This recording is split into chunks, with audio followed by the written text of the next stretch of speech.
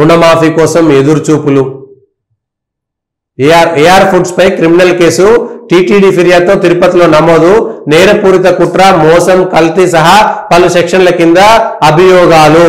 అసలు ఆ AR foods కి తిరుపతి లడ్డు నెయ్యి కాంట్రాక్ట్ ఇచ్చింది అనేటువంటి దానిపైన ఈ సిట్టు విచారణ ఏం చేస్తారు, ఈ సిట్టు విచారణ ఏం చేస్తారు, ఆ సిట్లో తేలేటువంటివి ఏమిటి, ఈ విషయాలపైన స్పష్టత ఇవ్వాలి కదా. సిట్ విచారణ ఎన్ని రోజుల్లో ఇస్తారు? ఇప్పుడు జగన్మోహన్ రెడ్డి దాదాపుగా రాజకీయంగా విపరీతమైనటువంటి నష్టపోయిండు. 27 తారీఖు తిరుపతికి మళ్ళీ వెళ్తాం. దేవాలయాలు, రాష్ట్రంలో ఉన్నటువంటి అన్ని దేవాలయాల్లో వైఎస్ఆర్సీపీ నాయకులు పోయి పూజలు చేయించాలి అనేటువంటి ఒక ప్రోగ్రాం పెట్టుకున్నారు. ఎప్పుడు 27న తిరుమలకి జగను, 28న ఆలయాలలో పూజలు. ఇది 27న తిరుమలకు, చంద్రబాబు పాపాన్ని ప్రక్షాళన చేసేందుకు 28లో. రాష్ట్రంలో మొత్తం ప్రపంచంలో ఉన్నటువంటి చాలా చోట్ల వైఎస్ఆర్సీపీకి చంద్రబాబు నాయుడు ఒకవేళ ఇది రాజకీయమే అనుకుంటే చంద్రబాబు నాయుడు రాజకీయ ఎత్తుగడ ఫలించిందని చెప్పుకోవచ్చు. జగన్ జీవితంలో రాజకీయంగా గతంలో సిబిఐ కేసులోనో లేకపోతే ఇతరత్ర కేసులలోనో కోల్పోయిన దానికంటే కూడా చాలా ఎక్కువన ఇవాళ వైఎస్ఆర్సీపీ తన ప్రభావాన్ని కోల్పోయింది, నష్టపోయింది చాలా పెద్ద ఎత్తున.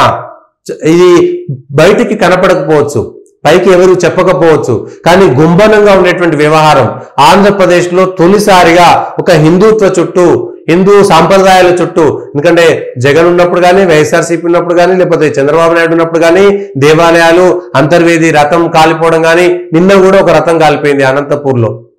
ఇవన్నీ సంఘటనలు ఎందుకు జరుగుతున్నాయి?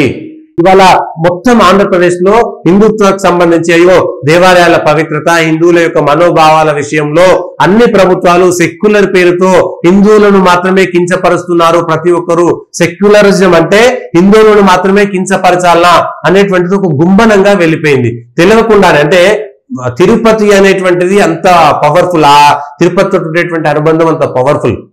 ఎందుకంటే లక్షలాది మంది పోయిన వాళ్ళు, పోని వాళ్ళు, వ్యతిరేకించేటి వాళ్ళు, అనుకునేటువంటి వాళ్ళు, మొక్కేవాళ్ళు, మొక్కని వాళ్ళు, ప్రతి ఒక్కరికి అదొక చర్చకు కేంద్ర బిందువుగా మారిపోయింది. దీంతో అందుకే ఇంతకుముందు జగన్ సంబంధించి, జగన్ కుటుంబానికి సంబంధించి ఎన్నికల ముందు సెట్ వేసుకున్నాడని, వాళ్ళ భార్యతో సహా తిరుపతికి పోలేదని, వాళ్ళ భార్య ఇప్పటికీ గౌరవించదని, తీర్థం ఇస్తే పక్కకు పోసిందని, ప్రసాదం లడ్డు ఇస్తే పక్కకు పెట్టిరు తినలేదని, ఇవన్నీ కూడా జరిగినాయి.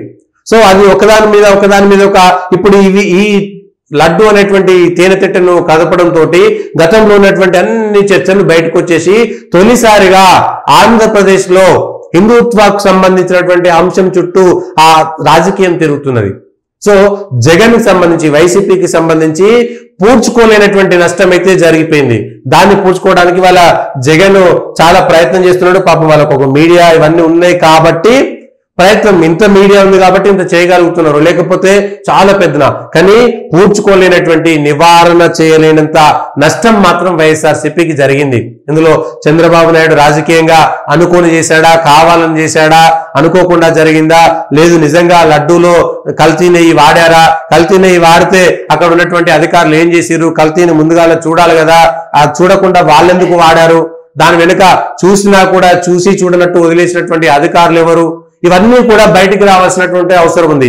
ఈ లడ్డూ ప్రసాదం చేయబట్టి రాజకీయాల మీద చర్చ కూడా సాగుతున్నది.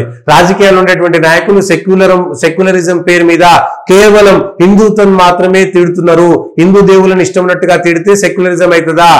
పవన్ కళ్యాణ్ రేస్ చేసినటువంటి మాట కూడా జనంలోకి భాగమైంది. సహజంగా ఆయన సినిమా నటుడు, రాజకీయంగా ఉన్నాడు కాబట్టి, ఆయనకు అభిమానులు ఉన్నారు కాబట్టి ప్రజల్లోకి తొందరగా వెళ్ళడానికి అది ఒకటి ఉపయోగపడింది. హిందూ ఆయన సెక్యులరిజం అంటే 1 వే కాదు 2 వే ఉండాలనేటువంటి మాట పవన్ కళ్యాణ్ మాట్లాడడం కూడా జనంలోకి వెళ్ళిపోయింది. 1 వే అంటే సెక్యులరిజం పేరు మీద కేవలం చర్చిలకు లేకపోతే ఈ మసీదులకు మాత్రమే వెళ్ళి అక్కడ వాళ్ళను బుజ్జగించేటువంటి రాజకీయం చేయడమే సెక్యులరిజమా?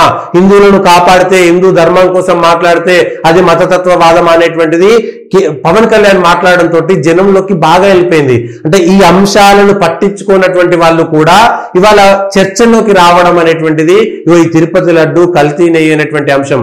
ఇది అనుకోకుండా ఏదో మీటింగ్ లో చంద్రబాబు నాయుడు మాట్లాడితే అది బయటకు వచ్చి తర్వాత దాని మీద సవరణలు ఇచ్చుకోవాల్సిన పరిస్థితి, వివరణ ఇచ్చుకోవాల్సినటువంటి పరిస్థితి వచ్చింది. కానీ ఇది ఒకందుకు మంచి మేలు జరిగిందనేటువంటి చెప్పుకోవచ్చు. ఇవాళ జగన్ యొక్క నిజాయితీ నిరూపించుకోవడానికి అవకాశం దొరికింది.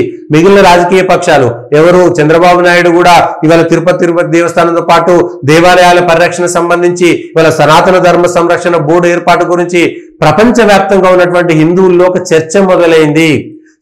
ఎందుకంటే ఇందులో పవన్ కళ్యాణ్ అంటే సినిమాల నటుడు కూడా ఉండడంతో సాధారణ మహిళలు, సాధారణంగా ఉండేటువంటి యువకులు కూడా దీన్ని పట్టించుకున్నటువంటి వాళ్ళు అసలు ఇదంతా ఏంది, సనాతన ధర్మ ప్లస్ ఈ వక్ఫ్ బోర్డు బిల్లు ఇప్పుడే రావడంతో నిజంగా వక్ఫ్ బోర్డు అంటున్నారు వాళ్ళు, వీళ్ళేమో సనాతన ధర్మ బోర్డు అంటున్నారు, దానికి దీనికి తేడా అయింది, వాళ్ళకి ఎందుకు ఉంది వీళ్ళకి ఎందుకు లేదు, ఇవన్నీ కూడా ఇవాళ ప్రజల్లో చర్చకు వచ్చింది. కానీ చంద్రబాబు నాయుడు అనుకోకుండా చేసిండా, కావాలని చేసిండా, ఇరికిచ్చిండా, హెరిటేజ్ కోసం చేసిండా, లేకపోతే ఏఆర్ ఫుడ్స్ తోటి వాళ్ళకు తేడాలు ఉన్నాయా, నందినితో తేడా ఉన్నాయా, లేకపోతే జగన్ దెబ్బ కొట్టడం కోసం రాజకీయంగా లక్ష్యంగా వాడుకున్నాడా, అవన్నీ భగవంతుడు చూసుకుంటాడు.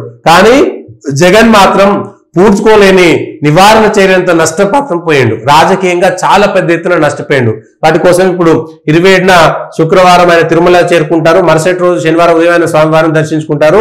28న రాష్ట్ర వ్యాప్తంగా అన్ని ఆలయాలలో పూజలు చేయాలనేటువంటి, అంటే తద్వారా వైఎస్ఆర్సీపీ హిందువులకు వ్యతిరేకం కాదనేటువంటి విషయాన్ని చెప్పుకోవడం కోసం ఇవాళ మిగిలినటువంటి వాళ్ళు కూడా ఇవాళ ఎవరైతే మతం మారినటువంటి వాళ్ళు, మిగిలినటువంటి సెక్యులరిజం పేరు మీద రాజకీయాలు చేసేటువంటి వాళ్ళందరికీ కూడా ఇది ఒక కనువిప్పు లాంటి అంశం మాత్రం ప్రజల్లోకి వచ్చిందని చెప్పడానికి ఇంకొక అవకాశం దొరికింది.